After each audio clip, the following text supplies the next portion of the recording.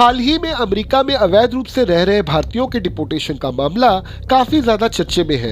यह प्रक्रिया American deportation law के तहत चल रही है। डिपोर्टेशन कोई नई बात नहीं है और न ही इसको लेकर कोई विवाद होना चाहिए, पर अमेरिका की तरफ से इस बार जो डिपोर्टेशन की प्रक्रिया चलाई जा रही है उसको लेकर काफी सारी बातें बोली जा रही हैं।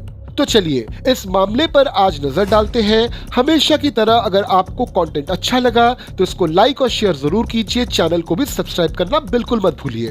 दुनिया के हर एक देश के अपने कुछ रिसोर्सेज होते हैं। स्वाभाविक सी बात है कि उन रिसोर्सेज में पहला हक उसी देश के नागरिक का होना चाहिए। अगर कोई इंसान इलीगली किसी देश में घुस आता है तो वह भी उस देश के रिसोर्सेज का इस्तेमाल करना शुरू कर देता है। अगर ये संख्या हद से बढ़ जाए तो उस देश के लिए ये काफी ज्यादा मुसीबत बन सकती है, क्योंकि यहाँ पर न केवल रिसोर्सेज पे प्रेशर बढ़ता है, उसके साथ साथ अर्थव्यवस्था, सामाजिक तंत्र, धार्मिक आस्थाएं और लोगों की सामग्रिक सोच में भी बदलाव आ जाता है, जिसके कारण उस पूरे देश पर काफी ज्यादा नेगेटिव इम्पैक्ट पड़ता है। जाहिर सी बात है, इलीगल इमिग्रेंट्स जो है वो अपना डेटा तो सरकार के साथ शेयर करेंगी नहीं, तो सरकार के लिए भी अपने देश में रह रहे इलीगल इमिग्रेंट्स को ट्रैक कर पाना काफी ज्यादा मुश्किल हो जाता है। सबसे पहले ये डिपोर्टेशन का डेटा देखिए। यह डेटा जो है ये 2009 से लेकर 2023 तक का है, जिसमें आप देख सकते हो कि कितने सारे भारतीयों को अमेरिका से डिपोर्ट किया गया था। इस डेटा को अगर आप थोड़ा सा स्टडी करोगे तो आपको दो चीजें मिलेंगी। पहली, इस डेटा के आंकड़े काफी ज्यादा है, जिसका मतलब साफ है कि भारत से गैर कानूनी तरह से हर साल बहुत सारे लोग अमेरिका जाते हैं। दूसरी, डिपोर्टेशन की प्रक्रिया नई नहीं है, पर सबसे पहला सवाल ये खड़ा होता है कि आखिर भारत से हर साल एक बहुत ही बड़े तादाद में लोग गैर कानूनी तरह से विदेश क्यों चले जाते हैं। एक डेटा हमको ये बताता है कि लगभग 7,25,000 भारतीय अवैध रूप से अमेरिका में रह रहे हैं, जो अमेरिका के कुल अवैध प्रवासियों की संख्या का लगभग 6.9% है। सिर्फ इतना ही नहीं, बाकी बहुत सारे देश जैसे कनाडा, ऑस्ट्रेलिया, यूरोप के बहुत सारे देश जैसे ब्रिटेन, जर्मनी, फ्रांस, इनमें भी बहुत ही अधिक संख्या में भारतीय अवैध रूप से रहते हैं। ऐसे 5 रीजंस हैं जिनको हम एस्टैब्लिश कर सकते हैं कि क्यों भारतीय इलीगली भारत छोड़ रहे हैं। पहला रीजन है इकोनॉमिक अपॉर्चुनिटीज। बहुत सारे भारतीय हैं जो बेहतर आर्थिक संभावनाओं के तलाश में विदेश चले जाते हैं। दूसरा, वीजा कॉम्प्लिकेशंस। अगर कोई इंसान भारत से बाहर जाना चाहता है तो इतने सारे वीजा कॉम्प्लिकेशंस हैं जिनको अवॉइड करने के लिए लोग काफी हद तक 2 नंबरी रास्ता चूज कर लेते हैं बाहर जाने के लिए। Political and social reasons. Past में हमने देखा है कि बहुत सारे पॉलिटिकल टेंशंस की वजह से लोगों ने भारत छोड़ दिया। चौथा है माइग्रेशन नेटवर्क। ऐसे बहुत सारे नेटवर्क्स इंटरनेशनली ऑपरेट करते हैं जो भारत से लोगों को विदेश ले जाते हैं, वो भी इलीगली। और पांचवा है मेंटालिटी।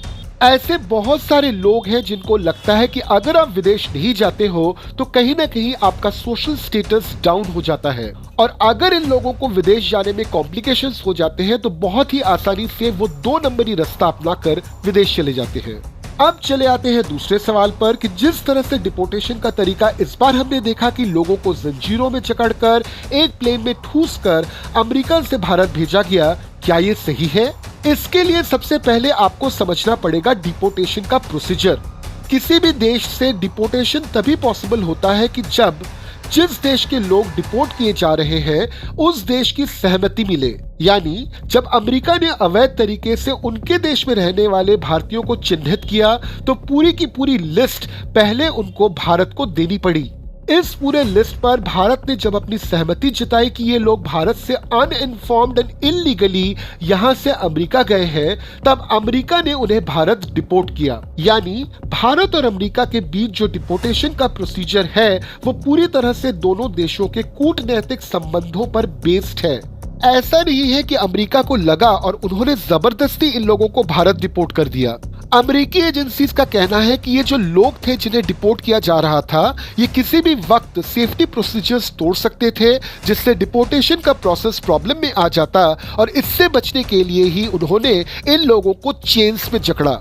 अब इस चीज को लेकर ह्यूमन राइट्स का हो हल्ला हो ही सकता है, मगर ध्यान से सोचिए, हम उन लोगों के बारे में बातें कर रहे हैं जिन लोगों ने इलीगली भारत छोड़कर इतने दूर जाकर अमेरिका में सेटल किया।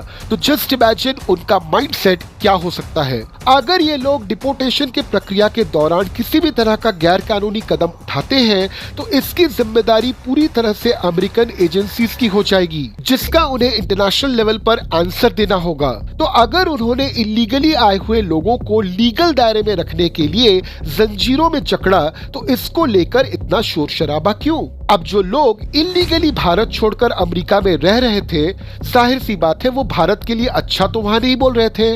उन्होंने जो काम किया उससे भारत का सिर तो ऐसे ही शर्म से झुक गया। तो इसलिए मुझे लगता है कि जिस तरह से अमेरिका ने उन्हें भारत भेजा जंजीरों में जकड़कर, उसमें कोई बुरी बात नहीं है।